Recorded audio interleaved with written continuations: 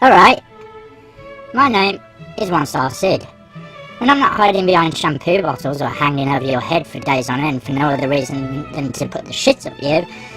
I like to hit Amazon for the best 1-star reviews given to horror books and films. Now, I like leaving reviews as much as the next spider, but some of these people should have their fingers chopped off so that they have to smash their head against the keyboard and hope something coherent comes out as a result. In fact, I'm sure that's how some of these reviews were typed, as you're about to find out.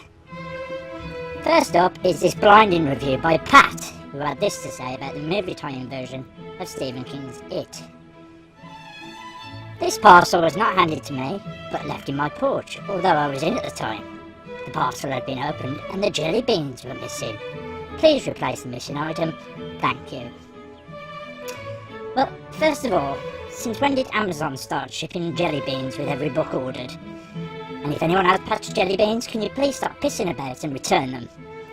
Secondly, Pat likes to inform Amazon of a missing item by way of a review that they will never read. Sort your life out, Pat. Life's bad enough without your nonsense. Another review for this book comes from someone going as Amazon customer, which should already tell you everything you need to know about what you're about to hear, but I'm going to do it anyway.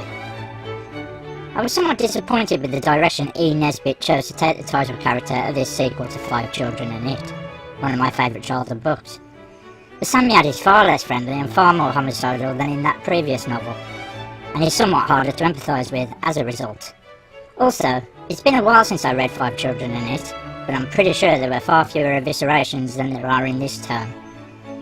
I had noticed and indeed lamented the lack of brutal murder in the original, but there are just too many in this follow-up. It's hard to believe in the Samyad's character arc, from grumpy sandwalk to child butchering psychotic clown. There should have been a case of, if it ain't broke, don't fix it. Now I like this guy or girl, Amazon customer. Wherever you are, keep up the good work. Next up we have this review of The Gunslinger, The Dark Tower Volume 1. The review is entitled, Sample is a Shocker.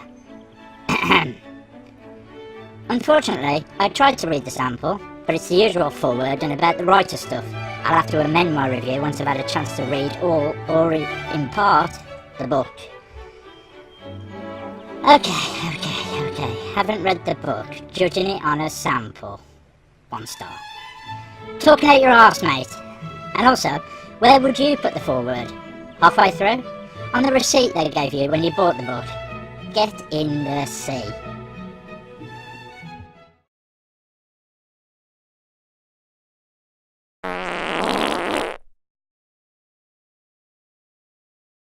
This next review is from Zach, who recently had the pleasure of reading The Girl with All the Gifts.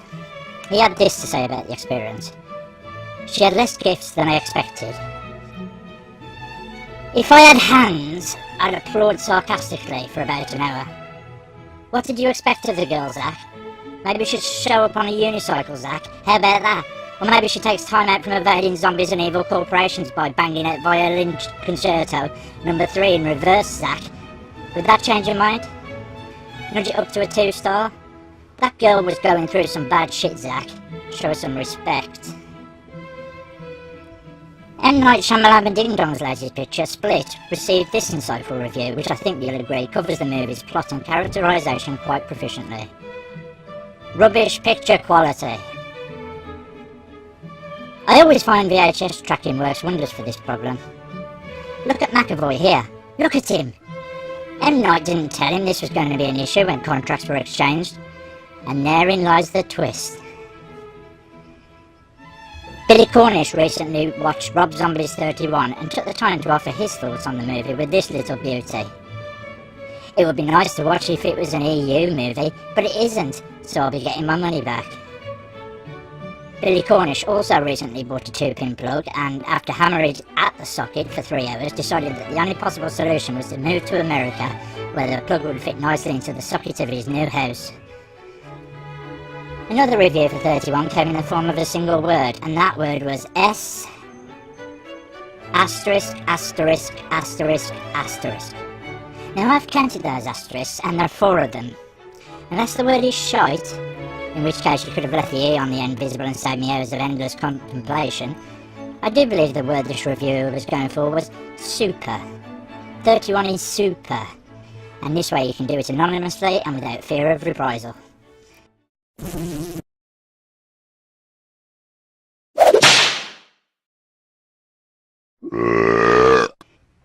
Our next review is from Burning, and the movie in question is Blake Lively's shark thriller The Shallows. Rubbish, apart from the sexy bum shot.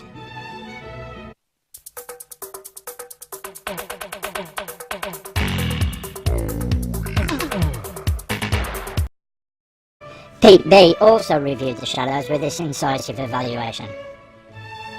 A mistitled film, I feel. Shallow is when the water doesn't quite reach your knees, or maybe just touches them. At the end of this film, a hungry shark chases a woman down underwater at least 40 or possibly even 50 feet. I feel this is a wasted opportunity to make a short film set in 1.5 feet of water. Unsurprisingly, Pete also thinks The Lost Boys should have been about a couple of kids crying for their mum in a supermarket cereal aisle. Mad Max should have been about Max Bygrave's years in an asylum for the criminally insane, and The Mechanic should have been 2 hours of some bloke staring into a car bonnet, shaking his head and hissing. Next up we have Don't Breathe, and this game changer of a review from Jenny. I didn't order this. Well, somebody did, Jenny. Somebody did. Maybe you're blind, Jenny, just like the film's antagonist. Whatever, I'm sure the filmmakers will be over the moon with your priceless feedback. Stephen King and Richard Chismar recently collaborated on a novella entitled Wendy's Button Box, and this reviewer, Martin Paul, is not happy about it. £17 for basically a short story. Glad I read the other reviews before buying. Like an IKEA wardrobe, there's so much to unpack here. You saw the price and then decided to buy it anyway, or you read the reviews and decided not to buy it, in which case you're an arsehole for leaving a review for something you've neither read nor purchased. Get in the sea. There are others waiting for you there. Now, many people consider Bram Stoker's Dracula to be a masterpiece in gothic fiction, and Brian is no exception. Frightens me to death. What a read. 1 star.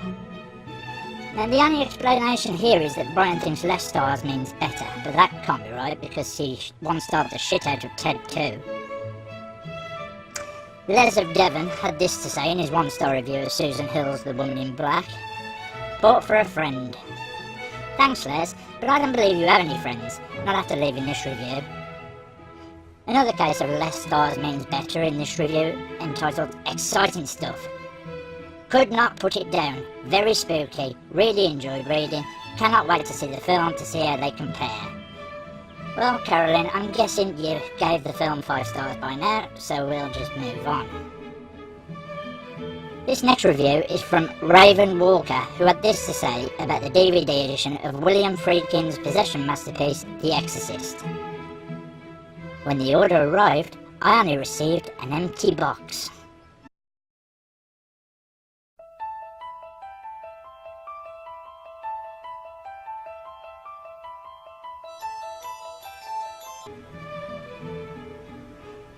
And finally, BBC Pony's review for The Witch, entitled Dialogue Not Understandable.